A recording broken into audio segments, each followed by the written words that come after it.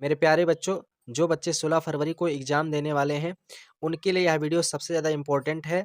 जिनका भी टारगेट है 90-95% लाना है, उनके लिए वीडियो बहुत ज़्यादा इम्पोर्टेंट है, तो वीडियो को लास्ट तक देखना।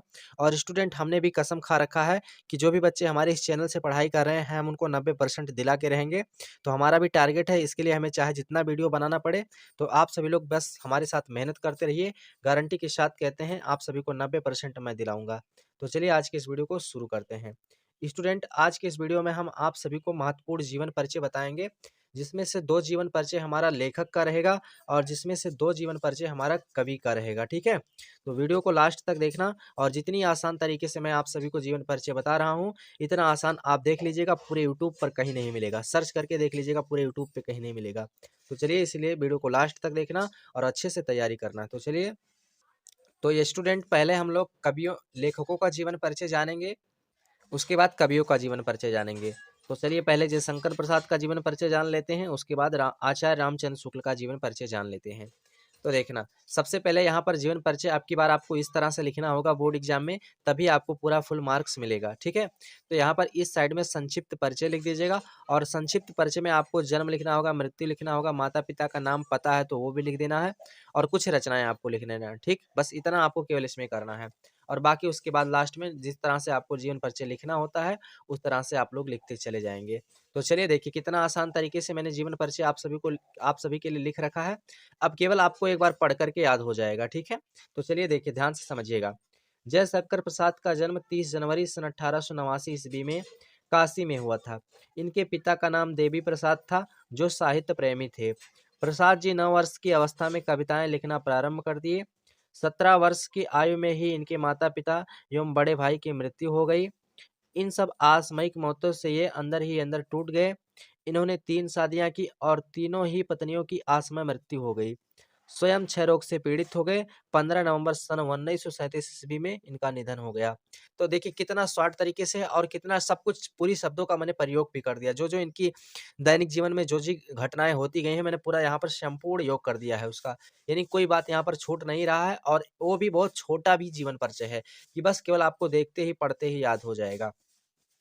अब उसके बाद लास्ट में आपको जो है इनकी रचनाएं लिख देना है। इनकी रचनाएं क्या क्या थी, तो इनकी रचनाएं देखिए, बहुत कुछ इनकी रचनाएं थी। तो इस तरह से आप इनकी रचनाओं को हेडिंग करके लिखना। तो आप लोग क्या लिखेंगे कि प्रसाद जी बहुमुखी प्रतिभा के धनी थे।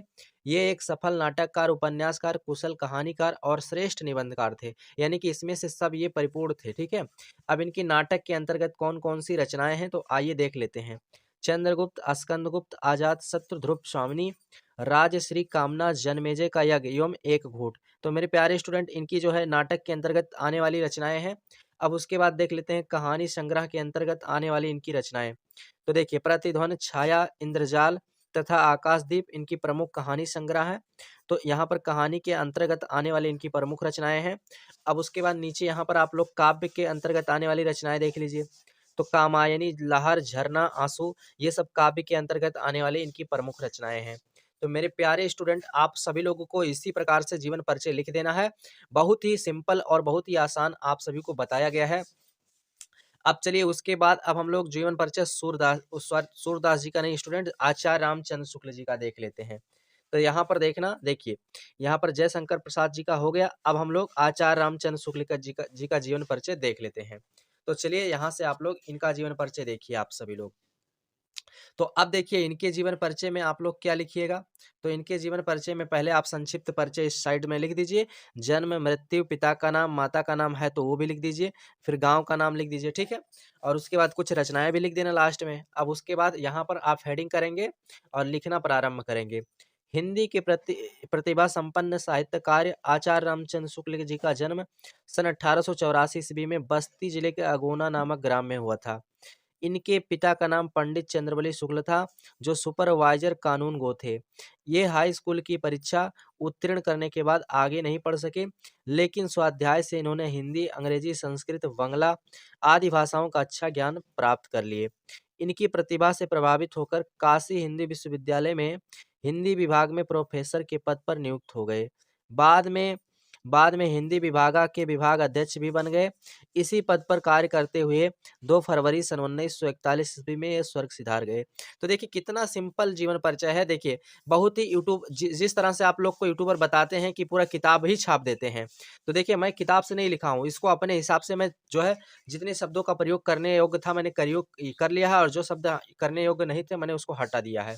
देखिए, जो भी आपको जीवन परिचय बताते होंगे पूरा किताब से जैसा छाप देते होंगे, लेकिन नहीं स्टूडेंट, आपको अच्छे से याद करना है, टाइटल तरीका देखना है, ठीक है? ऐसा थोड़ा नहीं है कि पूरा किताब का छाप दीजिए तो पूरा आप तभी आपको नंबर मिलता है, ये ऐसा कुछ भी नहीं होता है।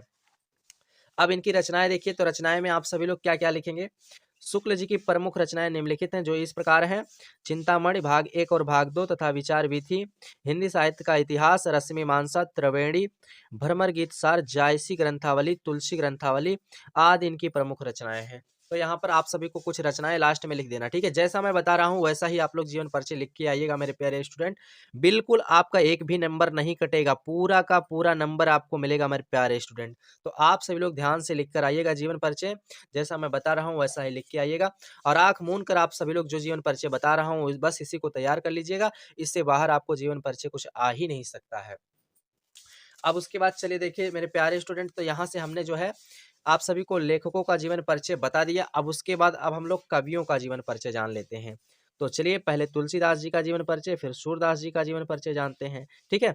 आंखें मूंद कर आप तैयार कर लीजिए, इससे बाहर कुछ भी नहीं आने वाला है मेरे प्यारे स्टूडेंट। तो चलिए अब आप लोग ध्यान से समझिएगा। तो यहाँ पर मेरे प्यारे स्टूडेंट आप सभी लोग इस तरह से जीवन परिचय हेडिंग करेंगे। देखिए, संक्षिप्त परिचय साइड में आप लोग लिख दीजिएगा, मैं यहाँ पर बार-बार संक्षिप्त परिचय नहीं लिख रखा हूँ, इसलिए आप लोग उसे लिख लीजिएगा। तो अब आप क्या लिखेंगे? गोस्वामी तुलसीदास जी का जन्म सन 1532 ईस्वी में हुआ था। अगर सन लिखेंगे तो 1532 और संवत लिखेंगे तो 1589 विक्रमी, ठीक है? को बांदा जिले के राजापुर नामक गाँव में हुआ था। इनके पिता का नाम आत्माराम दुबे था। देखिए, एक-एक स्टेप आप लोग सुनते जाइए, याद होता जाएगा। नाम था तथा माता का नाम हुलसी था। कुछ विद्वान के अनुसार इनका जन्म एटा जिले के सोरो नामक स्थान को मानते हैं। इनके बचपन का नाम राम बोला था, क्योंकि इनका जो है जन्म होते ही इन्होंने राम नाम बोला था, इसलिए इनका नाम राम बोला था। इनका जन्म अभुक्त मूल नक्षत्र में होने के कारण इनके माता-पिता इनको त्याग दिए थे। इनके गुरु नरिहर दास ने इनका पालन-पोषण किया था, यानी इनके गुरु द्वारा इनका पालन-पोषण किया गया था। ऐसा कहा जाता है कि इनके जन्म के समय ही इनके 32 दाँत मौजूद थे। इनका विवाह रत्नावली के साथ हुआ था, यानी इनकी पत्नी का नाम रत्नावली था। ये अपनी पत्नी के प्रेम में बहुत अनुरक्त रहते थे, लेकिन पत्नी की डाँट के कारण इनके मन में वैराग उत्पन्न हो गया। यानी कि ये पत्नी के प्रेम में बहुत ज़्यादा जो है व्यस्त रहते थे, लेकिन कुछ समय ऐसा आया कि इनकी पत्नी ने इन्हें कुछ ऐसी बात बोला कि ये तुरंत वैराग्य से धार दिए और ये काशी चले गए। काशी के शेष सनातन नामक विद्वान से वेद पुराणों आदि का ज्ञान प्राप्त किया। इनका जीवन काशी, अयोध्या और चित्रकूट में व्यतीत हुआ। इनकी मृत्यु सन 1632 ईस्वी के लगभग हुई थी। तो इस प्रकार से आप लोग जीवन परिचय लिखना और लास्ट में मेरे प्यारे स्टूडेंट यहाँ पर रचनाएँ लिख देना कि इनकी प्रमुख रचनाएँ इस प्रकार हैं। तो इनकी प्रमुख रचनाएँ रामचरितमानस, गीतावली, दोहावली, कवितावली और विनय पत्रिका आदि प्रमुख इनकी रचनाएँ हैं। तो मेरे प्यारे स्टूडेंट इस प्रकार से आपने इनकी पूरी रचनाएँ लिख दिया होंगे। अब उसके बाद आइए हम लोग इनका जो है जीवन परिचय सूरदास जी का जान लेते हैं। तो यहाँ से आप लोग हेडिंग करेंगे सूरदास जी का जीवन परिचय और आप लोग इनके जीवन परिचय में क्या लिखते जाएँगे कि अष्टछाप के सर्वश्रेष्ठ कवि सूरदास जी का जन्म सन 1478 ईस्वी में आगरा से मथुरा जाने वाली सड़क के पास रुनकता नामक ग्राम में हुआ था। कुछ विद्वान दिल्ली के निकट सीही नामक गांव में मानते हैं। सूरदास जी जन्मांध थे, यानी कि जो है कुछ विद्वान इनका जन्म अलग-अलग स्थानों पर मानते हैं। तो इसमें मतभेद है, लेकिन आप लोग अस्थाई जो है दिल्ली मान के चले या फिर मथुरा मान के चले, कुछ भी यहाँ पर जो है कन्फर्म नहीं है ये चीज़। सूरदास जन्मांध थे या नहीं, इस संबंध में अनेक मत हैं। ये बचपन से ही विरक्त हो गए, यानी ये बचपन से ही वैराग्य सिधार दिए और गऊ घाट में रहकर विनय के पद गाया करते थे। एक दिन वल्लभाचार्य के आश्रम में रुके, यानी वल्लभाचार्य एक गुरु थे और उनके आश्रम में इन्होंने रुका। सूरदास ने स्वचरित उन्हें एक पद गाकर सुनाया। वल्लभाचार्य ने इन्हें कृष्ण की लीला का ज्ञान करने के लिए सुझाव दिया। ये वल्लभाचार्य के शिष्य भी बन गए, यानी कि वल्लभाचार्य जो है इनके गुरु थे और कृष्ण की लीला का गान करने के लिए सुझाव दिया और कृष्ण की लीला का गान करने लगे। वल्लभाचार्य के पुत्र विट्ठल नाथ ने अष्टछाप के सूरदास सहित 8 कृष्ण भक्ति कवियों का संगठन किया। सूरदास जी की मृत्यु सन 1583 ईस्वी में पारसौली नामक ग्राम में हुई। इस प्रकार से मेरे प्यारे स्टूडेंट आप इनका जीवन परिचय लिख देना और लास्ट में आप सभी लोग इनकी जो है रचनाएं लिख देना। इस प्रकार से आप लोग इनकी रचनाओं को लिखना कि इनकी प्रमुख रचनाएं निम्नलिखित हैं: सूरसागर, सूरसारावली, साहित्य लहरी, भरमर गीत आदि। तो मेरे प्यारे स्टूडेंट ये इनके जो हैं रचनाएं हैं। आशा करते हैं मैंने जो भी जीवन परिचय आप सभी को बताया है बहुत ही आसान तरीके से बताया है, बहुत ही आसान शब्दों में बताया है, तो आप सभी लोग को याद हो गया होगा और आप लोग इसी जीवन परिचय को आंख मूंद करके तैयार कर लीजिए। यही जीवन परिचय आपको बोर्ड एग्जाम में छाप देना है।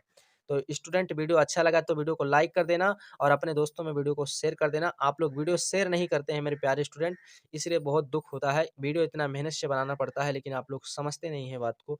तो वीडियो को एक बार शेयर ज़रूर कर दिया करें। शेयर का मतलब अपने मित्रों के पास भेज दिया करें। जो भी आपके फ्रेंड हैं, सहपाठी हैं, उनके पास जो है वीडियो ज़रूर शेयर कर दिया करें, ताकि वो भी इसी तरह से अच्छी तरीके से जीवन परिचय लिख सकें। तो चलिए मिलते हैं फिर किसी एक नेक्स्ट वीडियो में, तब तक के लिए जय हिंद, वंदे मातरम साथियों।